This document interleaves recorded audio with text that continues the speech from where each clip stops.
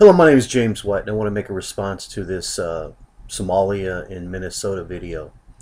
One of the things that disturbs me about the video is that, for one thing, it is true that it sounds like it's a racial video. It's kind of promoting racism. I do not know much about the Sharia law. I know that Muslims have strict laws in their religion, and that they would like to be able to, um, be able to promote their law. That's not the word I want. They want to be able to practice their laws freely because they believe that their religion instructs them to do this, and it's good for their soul. That's the same thing as some Christian religious men choose to be conscientious objectors because they object into killing. That's why when they are drafted or they go into the military, they conscientiously object to serving as a soldier because they believe that if they kill someone, that's bad for their soul.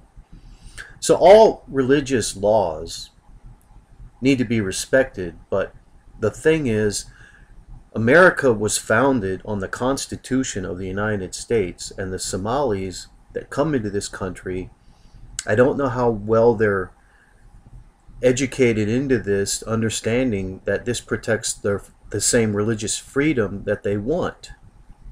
Because part of the Constitution states that all Americans will have religious freedom. That means you can worship Satan if you want to worship Satan. Or you can worship Lucifer if you want to worship Lucifer. But most people, I believe, worship God, or the God that most religions believe in, which is Brahman in the Hindu, it is Allah in the Muslims, it is Jehovah in the Christians and the Jews, or Israelis. So what I'm trying to interject here for the Somalians is that, if I'm out of line, I apologize, but if you want to work at Target and people want to buy bacon there, because I like to eat bacon and pork chops and things like that, it's not against my religion to eat it. So if you want to work there and they want to sell that, you need to be able to compromise your beliefs when you make a commitment to work for an employer in the United States. That is my point. If you're a cab driver, and I don't know what the objection to hauling a dog in a cab is, it must have something to do with your religion, which you would have to inform me on because I don't know. But if a poor blind man needs his dog to walk around in the city, then to me that would be not very fair not to allow his dog to come with him. But I don't know what that religious belief is about dogs.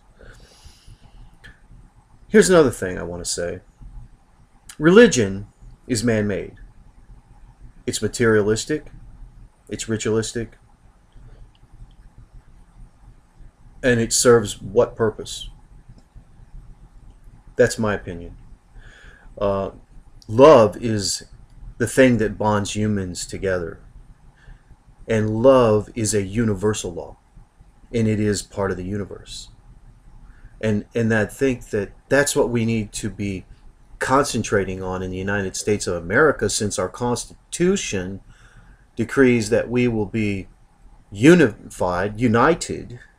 The only way for us to be a united nation is to learn to love one another and to respect each other, and not to allow hate or racism to get in the way. It's okay to be a racist in your own private. You can be prejudiced, you can be a racist in your own thoughts, and that's the cognitive way of trying to understand the differences in other people. You first think racist and prejudicedly, but if you allow that to get out of yourself and create problems, then that's when you become a racist and prejudiced. If you hold that in and manage that and just understand one thing, that we are all created in the image of God, the God of the universe.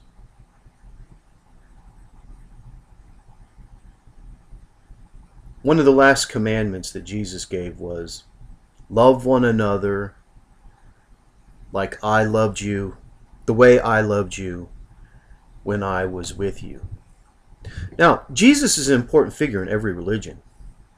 He's important in the Buddhists, the Hindus, the Muslims. Oh yeah, all you Christians, you wonder where that came from? I've done a little research and found out that they referred to him, and he had different names in their religions.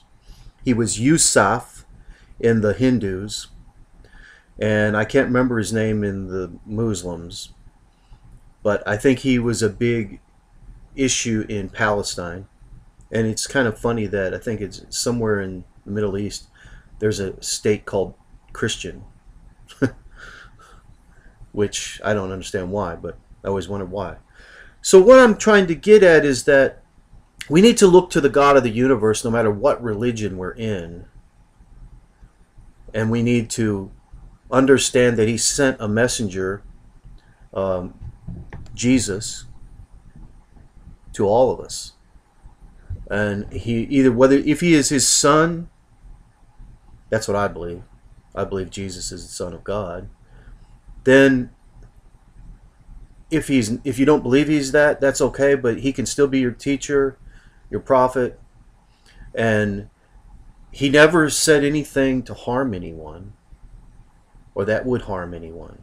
He only spoke the truth that came from God. So he was a messenger. So why don't we all try to look to his example and look to the God of the universe and love one another. Amen. Peace to you.